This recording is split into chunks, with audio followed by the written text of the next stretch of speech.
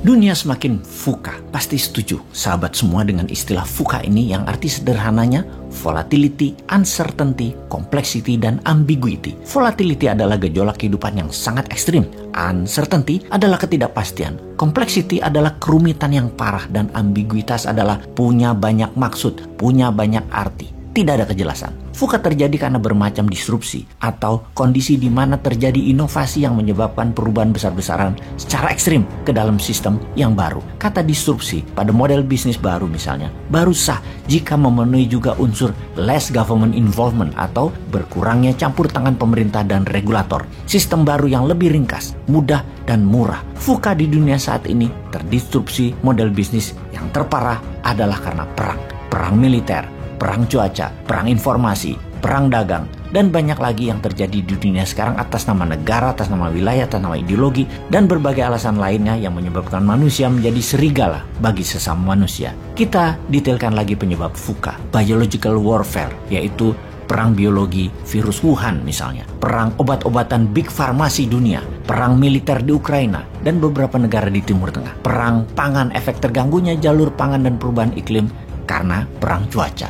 Selanjutnya, kita semua tahu ada 3 gempa besar disrupsi ekonomi terjadi dalam 3 tahun terakhir yang mempercepat banyak hal berubah. Salah satunya karena berubahnya model bisnis, yaitu karena perubahan perilaku generasi digital, yaitu generasi milenial dan zilenial, disrupsi teknologi, dan disrupsi pandemi. Semua ini merubah cara bertindak dan berpikir umat manusia yang harusnya atau biasanya perubahan itu terjadi dalam hitungan dekade bahkan ratusan tahun. Namun sekarang itu bisa terjadi hanya dalam hitungan bulan. Semua bisa bergeser, semua berubah dengan drastis. Di atas semua itu ada yang harus berubah mengikuti disrupsi dan pengendalian VUCA, yaitu cara bernegaranya. Sekali lagi kita tekankan, cara bernegara harus juga didisrupsi, diubah dengan drastis, jadi lebih efisien, lebih ringkas, lebih taktis. Sungguh akan sangat berbeda cara bernegara ke depan untuk bisa mengikuti berbagai disrupsi penyebab VUCA agar sebuah negara menjadi negara berdaulat, stabil,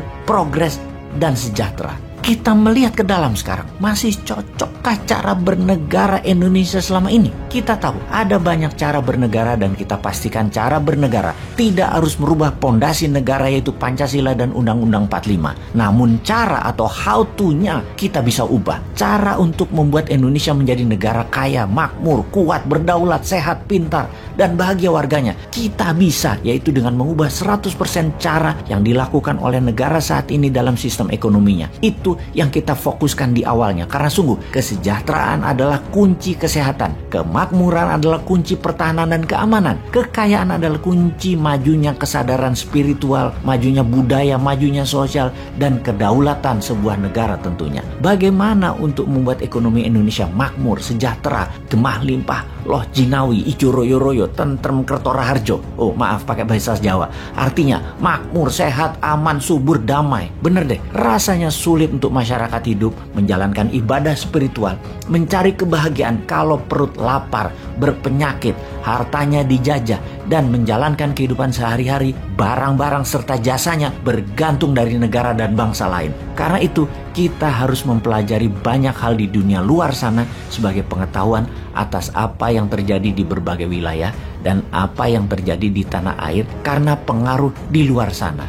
Kemudian menyusun apa yang akan kita lakukan agar yang negatif tidak terjadi kepada masyarakat kita, yang terbaik terjadi pada kita, yang kita bawa keluar sebagai pemain besar dalam global player di dunia, dalam pengaruh positif tentunya. Kita rincikan. Kita tengok negara Nordik. Mengapa mereka kaya? Mengapa dengan jam pelajaran yang pendek, bahkan hanya sekolah 4 hari dalam seminggu yang mulai diterapkan segera, juga tidak ada PR, lebih banyak vokasinya daripada akademinya, dari pendidikan SMA ke bawah. Ternyata membuat masyarakatnya jadi handy, ringan tangan, dan terampil, serta produktif. Kita menengok Inggris, kuat dalam bidang akademi, juga kuat dalam kegiatan ekstrakurikuler yang ditiru oleh India, Amerika, Singapura, Australia. Semua meniru Inggris, cara pendidikan sekolahnya, setidaknya SMA ke bawah. Tiongkok, Jepang, Korea Selatan, dan Indonesia, cara pendidikannya semodel. Seperti misalnya menggunakan seragam, pelajaran kuat di hafalan, banyak tugas-tugas di rumah,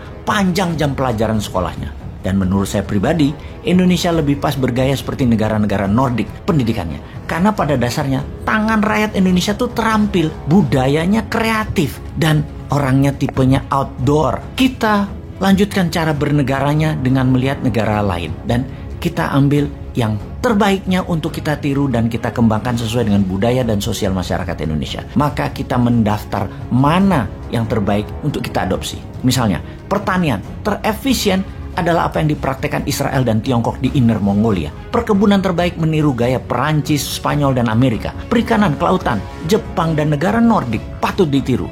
Menanggulangi kenaikan permukaan laut dan turunnya daratan, kita meniru Copenhagen dan Amsterdam. Militer, kita meniru Amerika dan Tiongkok. Soft power, entertainment, musik, film, budaya, meniru Korea Selatan dan Hollywood. Teknologi, meniru Tiongkok dan Amerika. Jalur distribusi dan produksi, meniru Tiongkok. Taktik perang wilayah, meniru NATO. Taktik perang ekonomi, meniru obor. Strategi keuangan moneter dalam negeri, meniru renminbi. Swastanisasi membangun UKM, meniru Taiwan dan Tiongkok. Elit politik, meniru aristokrat politikus Eropa yang santun terdidik dan berorientasi ke rakyat. Kelolaan negara, meniru Singapura dalam masalah perumahan, sampah, lingkungan hidup untuk menjadikan Indonesia livable, workable, eco-living terbaik di dunia. Keuangan rupiah, backed by gold, menggantikan dolar. Ini semua akan membuat Indonesia the best maritime country in the world. The strongest country in the southern hemisphere, menjadi idaman dunia untuk tinggal dan hidup di Indonesia. Ini semua akan terjadi kalau setiap tahunnya ada 10 juta warga dunia mengantri